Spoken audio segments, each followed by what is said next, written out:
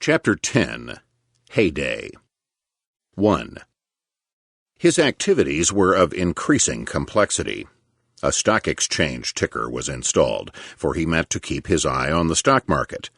Then an automatic printing device, on which foreign, domestic, and Wall Street news bulletins were flashed by telegraph. Then a private switchboard and a number of direct telephones, one with the House of Mordecai and Company, one with the operating department at Chicago, one with the office of Jonas Gates, several with stock exchange brokers and others designated by code letters, the terminals of which were his own secret.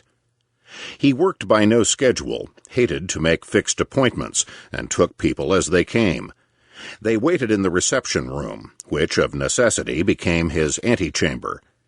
In a little while it was crowded with those who asked for Galt, Galt, Galt. Not 1 in 20 who entered asked for Valentine, the president. A mixed procession it was: engineers, equipment makers, brokers, speculators, inventors, contractors, and persons summoned suddenly out of the sky whose business one never knew. Never wasting it himself, never permitting anyone else to waste it, he had time for everything. He received impressions whole and instantaneously. With people he was abrupt, often rude. He wanted the point first. If a man with whom he meant to do business insisted upon talking beside the point, he would say, "Go outside to make your speech, and then come back." He never read a newspaper. He looked at it, sniffed, crumpled it up, and cast it from him, all with one gesture. 4 or 5 times a day he ran a yard or two of ticker tape through his fingers and glanced in passing at the news printing machine. Magazines and books were non-existent matter. Yet within the area of his own purposes, no fact, no implication of fact, was ever lost. Meanwhile, Great Midwestern stock was slowly rising. One effect of this was to relieve the tension in the Galt household. Grandma Galt's daily question was no longer dreaded. Having asked it in the usual way at the end of dinner one evening, and Galt having told her the price, she electrified us all by addressing some remarks to me. "You are with my son a good deal of the time?" "All day," I said. I was looking at her. She frowned a little before speaking, wetted her lips with her tongue, and spoke precisely, in the level, slightly deaf, and utterly detached way of old people. "Do you see that he gets a hot lunch every day?" "I have never attended to that," I said. "Does he, though?" she asked. "We've been very careless about it," I said. "Sometimes when he's busy he doesn't get any." "Please see that he gets a hot lunch every day," she said. "Cold victuals are not good for him. And tea if he will drink it." I promised. An embarrassed silence followed. She was not quite through. "Have you any Great Midwestern stock?" she asked. "I have a small amount." "You must believe in it," she said, adding after a pause, "We do." Then she was through. Had she alone in that household always believed in Great Midwestern stock, which was to believe in him? Or had she only of a sudden become hopeful? Was it perhaps a flash of premonition, some slight exercise of the power possessed by her son? Long afterward I tried to find out. She shook her head and seemed not to understand what I was talking about. She had forgotten the incident. The next day I ordered a hot lunch to be sent in and put upon Galt's desk. He said, "Huh," but he was not displeased, and ate it. And this became thereafter a fixed habit. 2. The new equipment had only just begun to move on the new rails when he went before the board with a proposal to raise 100 millions for more equipment, more rails, elimination of curves, and reduction of grades. "My God, man," exclaimed Horace Potter, "do you want to nickel-plate this road?" "It will nickel-plate itself if we make it flat and straight," said Galt. He was in a stronger position this time. His predictions were coming true. The flood tide was beginning. Everybody saw the signs. Great Midwestern's earnings were rising faster than those of any competitor, and at the same time its costs were falling because of the character of the new equipment. Therefore, profits were increasing. On the other hand, Valentine now was openly hostile, and Jonas Gates, whom Galt could have relied upon, was ill. There were 9 at the board table. He argued his case skillfully. For the first time, he produced his profile map of the road, showing where the bad grades were and how, on account of them, freight was hauled at a loss over 2 divisions of the right-of-way. To flatten here a certain grade, selected for purposes of illustration, would cost $5 million. The cost of moving freight over that division would be thereby reduced 1/10 of a cent per ton per mile. This insignificant sum, multiplied by the number of tons moving, would mean a saving of $1 million a year. That was 20% on the cost of reducing the grade. It was certain. "Are the contracts let?" asked Valentine, ironically. "They are ready to be let," said Galt. "That's how I know for sure what the cost will be." "Let's vote," said Potter suddenly. "He'll either make us or break us. I vote aye."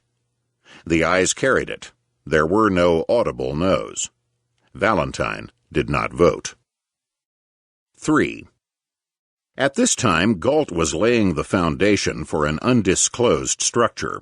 It had to be deep and enduring, for the strain would be tremendous. He poured money into the Great Midwestern with a raging passion. As the earnings increased, he plowed them in. With the assistance of the pessimistic treasurer, he disguised the returns. Improvements were charged to expenses as if they were repairs. New property was added in the guise of renewing old. This he did for fear the stockholders, if they knew the truth, would begin too soon to clamor for dividends. He spent money only for essential things, that is, in ways that were productive, and neglected everything else, until we had, at last, the finest transportation machine in the country and the shabbiest general offices. The consequences of this policy, when they began to be realized, were incredible. In the autumn of 1896, a strange event came suddenly to pass. People were delivered from the soft money plague, not by their own efforts, as they believed, but because maladies of the mind are like those of the body. If they are not fatal, you are bound to get well. Doctors will take the credit. The Republican Party won the election that year on a gold platform, and this is treated historically as a sacred political victory for yellow money. The white money people were hopelessly overturned. But it was wholly a psychic phenomenon still. Why all at once did a majority of people vote in a certain way? To make a change in the laws, you say. Yes, but there the mystery deepens. Immediately after this vote was cast, the shape of events began to change with no change whatever in the laws. The law enthroning gold was not enacted until 4 years later, in 1900, and this was a mere formality, a certificate of cure after the fact. By that time, the madness had entirely passed, for natural reasons. 4. After 1896, the flood tide began to swell and roar. Galt was astride of it, a colossus emerging from the mist. The Great Midwestern was finished. He had rebuilt it from end to end. And now for that campaign of expansion which was adumbrated on the map I had studied in his room at home. For these operations he required the active assistance of Mordecai, Gates, and Potter. He persuaded them privately and bent them to his views. I began to notice that he went more frequently to the stock ticker. His ear was attuned to it delicately. A sudden change in the rhythm of its gring would cause him to leave his desk instantly and go on to look at the tape. He was continually wanted on those telephones with the unknown terminals. Speaking into them, he would say, "Yes," or "No," or "How many?" or 10 more at once. One afternoon he turned from the ticker and did a grotesque pirouette in the middle of the floor. "Pig in the sack, Coxey, pig in the sack, not a squeal out of him." "What pig is that?" I asked. He looked at me shrewdly and said no more. Under his direction, they had been buying control of the Orient and Pacific Railroad in the open market, so skillfully that no one even suspected it. He had not been a speculator all his life for nothing.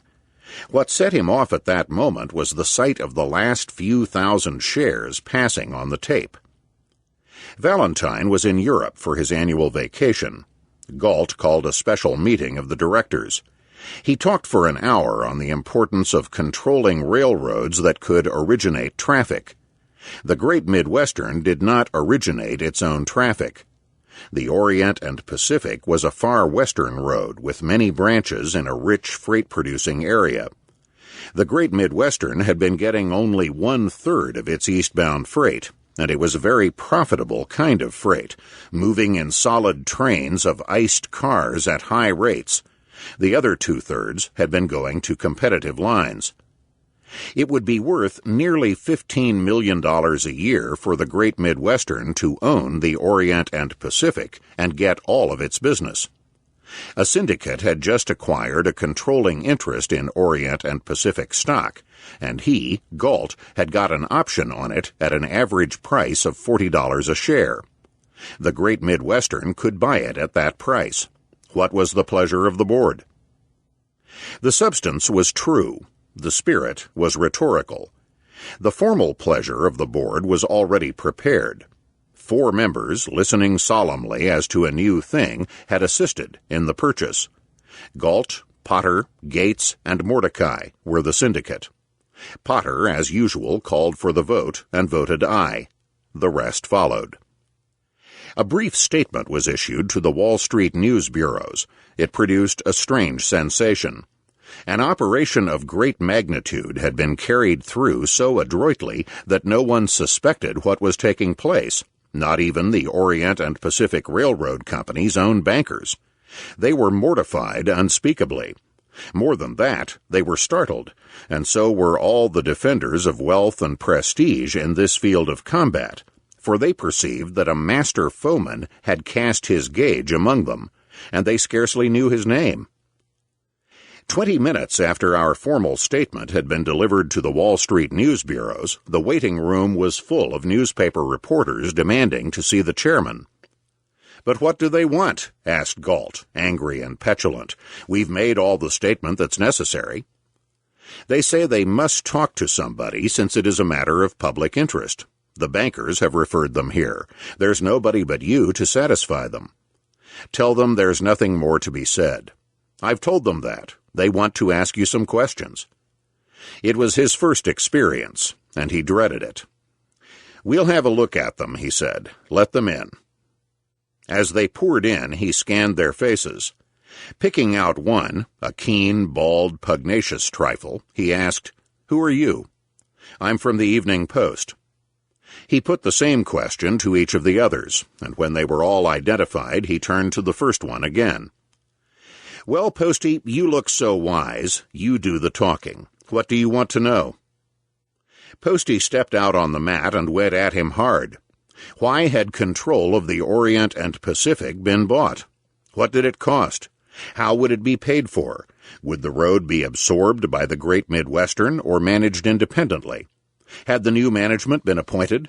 What were Galt's plans for the future? To the first question, he responded in general terms. To the second, he said, "Is that anybody's business?" "It's the public's business," said Posty. "Oh," said Galt. "Well, I can't tell you now. It will appear in the annual report." After that, he answered each question respectfully, but really told very little, and appeared to enjoy the business so long as Posty did the talking. When he was through, the journal reporter said, "Tell us something about yourself, Mr. Galt. You are spoken of as one of the brilliant new leaders in finance." "That's all," said Galt, repressing an expletive and turning his back. When they were gone, he said to me, "Don't ever let that journal man in again. Posty, though, he's all right."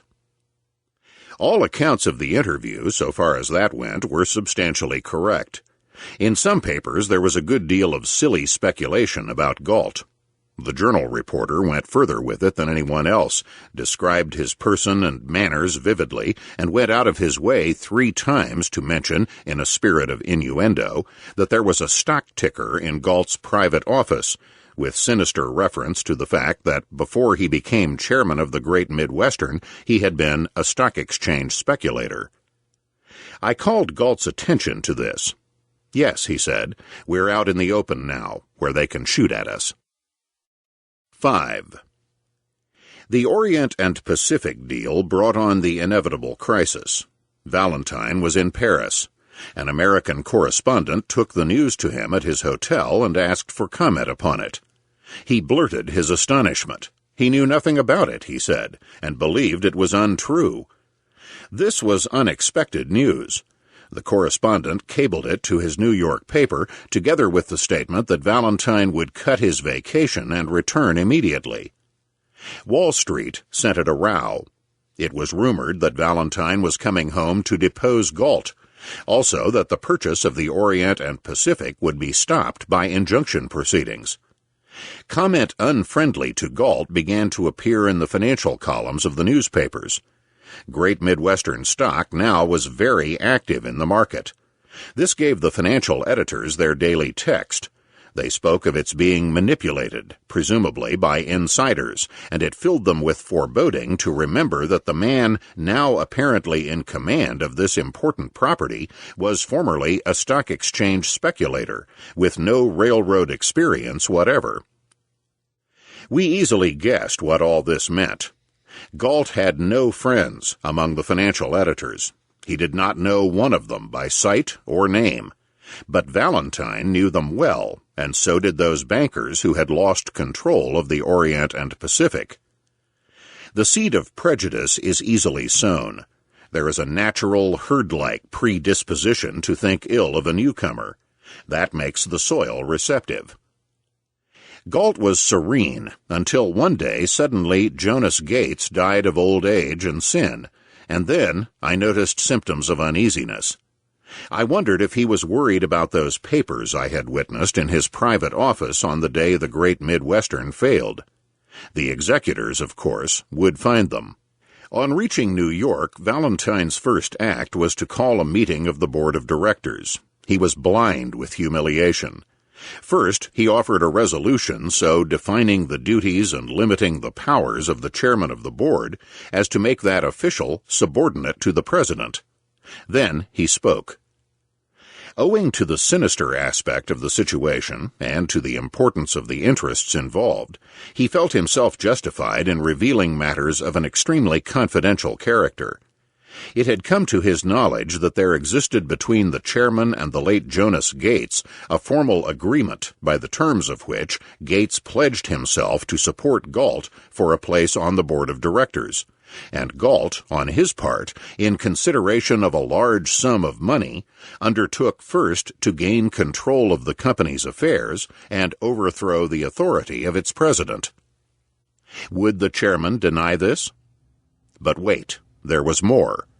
In the same way it had come to his knowledge that 2 other agreements existed as of the same date.